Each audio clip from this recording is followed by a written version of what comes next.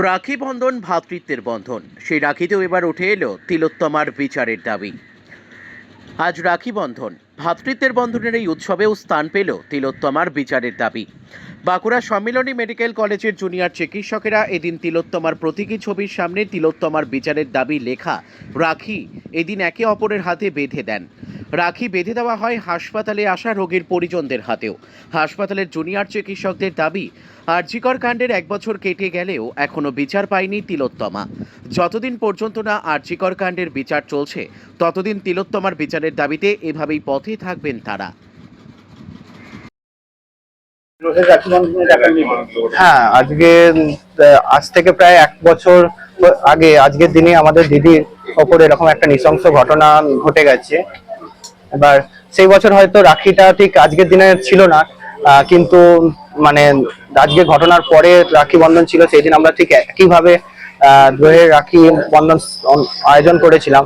আজকে ঠিক 1 বছর পর আজও ঠিক একইভাবে আমাদের দুটো দিন কোনোভাবে একই দিনে পড়েছে, এবং তার সত্ত্বেও এবং আমাদের এখনো বিচার যেহেতু অধরা, তাই আমরা আজকে রাখি বন্ধন এইভাবে আমাদের ডিমান্ড, আমাদের বিচার যত তাড়াতাড়ি, সঠিক বিচার যত তাড়াতাড়ি আমরা পাই, সেটাই আমাদের সৌমদিক পাল।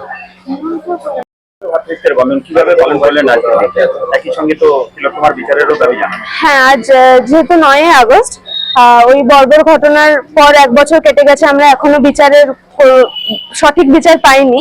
তাই আমরা আজ যেহেতু রাখি বন্ধন উৎসবও পড়েছে, আমরা এই পবিত্র জিনিসটির মধ্য দিয়ে আমার দিদির বিচার দাও এই বার্তাকে সবার মধ্যে ছড়িয়ে দিতে চাই, এবং সেই হিসেবেই আমরা এই জিনিসটা পালন করছি।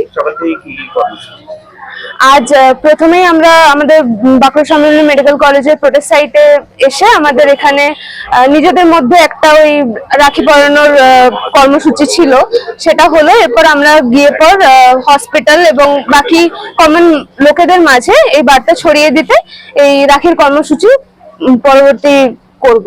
এই ডিমান্ডে কি আপনারা রাখছেন? হ্যাঁ, অবশ্যই। আপনার নাম? আমি মুসলিম।